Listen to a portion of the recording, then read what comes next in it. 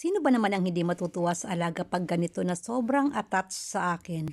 'Di ba may mga bata na laging nakasunod sa nanay na kahit saan pumunta, na yung akala ba nila ay palagi silang iiwan kaya nakaredy na sumama lagi?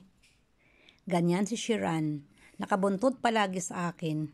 Nakabantay sa mga ginagawa ko at pag busy ako, busy din sa paglalaro basta yung nandun lang siya sa paligid ko. Minsan akala niya nakikipaglaro ako sa kanya kaya inaagaw niya kung ano ang hawak ko. Kung minsan naman humihiga pa yan sa binubungkal kong lupa. Kaya tuloy minsan muntik ko na siyang matusok ng itak. Alis na dyan, bali.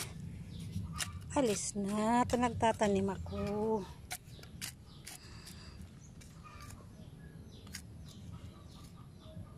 Wag yan ha. Alis na dyan, Ming. Alis na dyan, please. Alis na.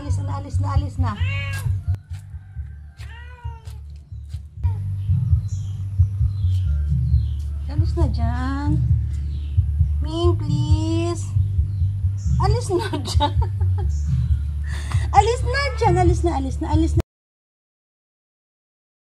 Kagaya nito, nag-aayos ako ng mga damit, abay pumasok na sa loob ng plastic box. Hi Shiran, okay lang yan, kahit ganyan ka nakakawala ka ng pagod at stress.